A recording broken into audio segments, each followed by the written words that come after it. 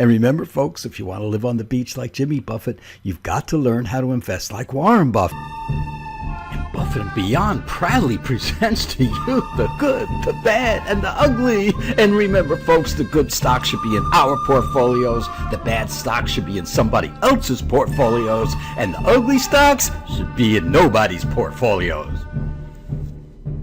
Here we are at Stock Analysis of the Week, and we're going over Apple because we haven't gone over this stock in a long time, and some numbers have changed for the better. And Apple Inc., established in 1977, is one of the world's largest makers of PCs and peripheral and consumer products, such as the iPod digital music player, the iPad tablet, the iPhone smartphone, and the Apple Watch. Now, remember Dick Tracy? And for sale in the primary and the business, creative, education, government, and consumer markets.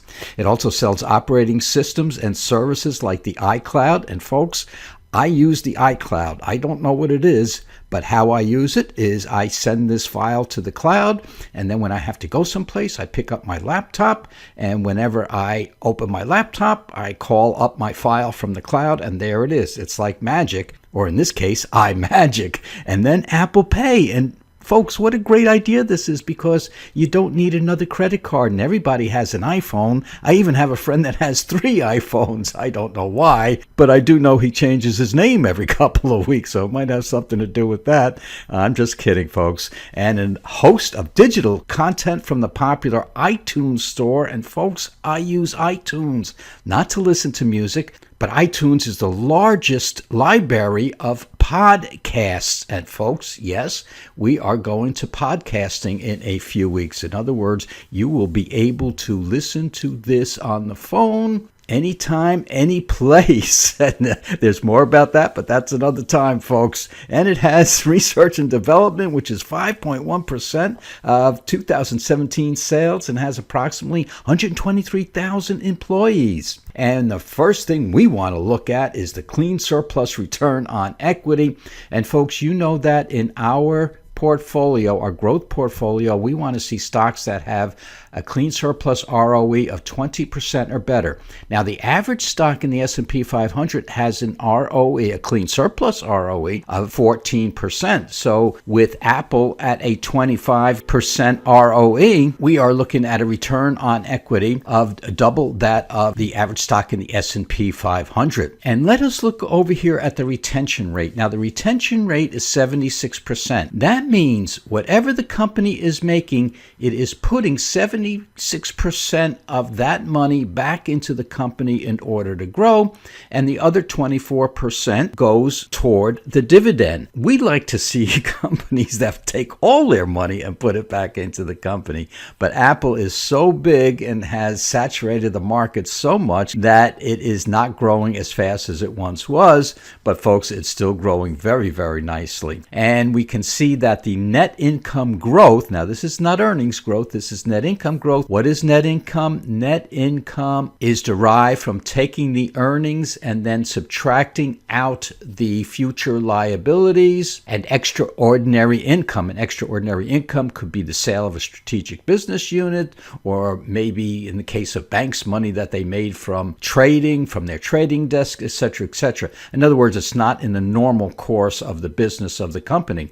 So we want to get this number called net income, because that net income is comparable from one company to the other. Now, when we look at the years to pay debt, and we know that Buffett's rule of thumb is that if a company takes all of the money it is making, how many years will it take to pay off the debt? And he uses a number of 5 or less. We'd like to see 3 or less. And this company can pay off its debt in a little less than 2 years. And the recent dividend is 1.6%. Now, let's look and see how this company has performed over the past 1 year.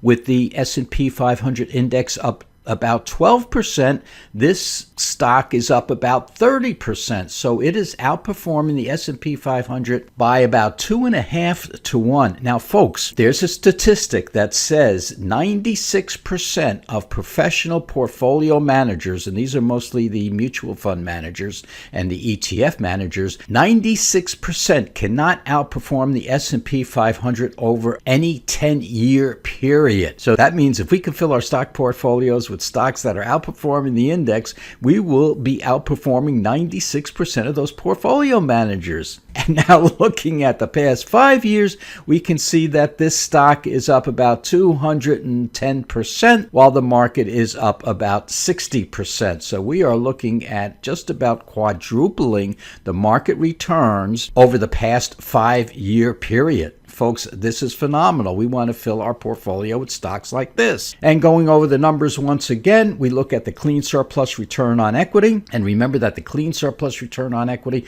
is totally different than the traditional accounting return on equity. Do not confuse them, folks. Clean surplus return on equity smooths out that return on equity, and it is a comparable number from one company to another, even across various industries. So we can compare a steel company with a computer company.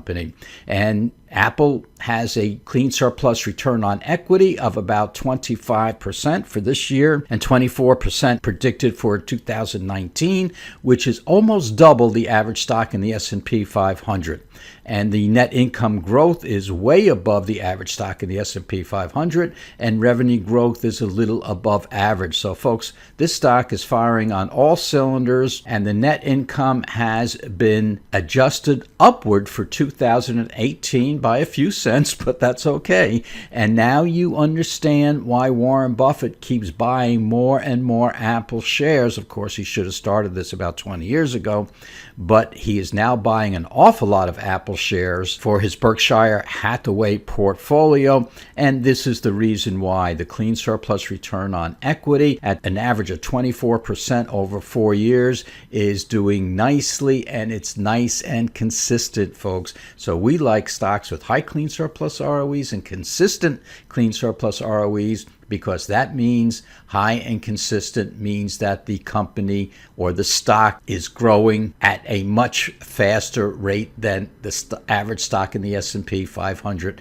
And folks, that's what we're trying to do, fill our portfolio with good stocks.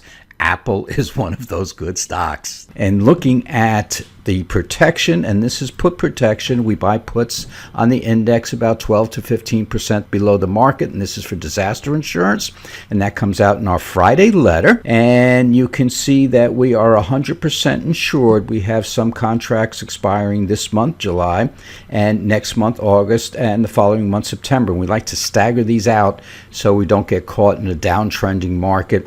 And then if the market trends up, we can buy our protection higher and higher, so we remain 12 to 15% below the market wherever it goes for our put protection. So remember, folks, if you want to live on the beach like Jimmy Buffett, you've got to learn how to invest like Wareen Buffett. And we had a pretty good week this week. You have a great weekend, folks, and we will see you next time.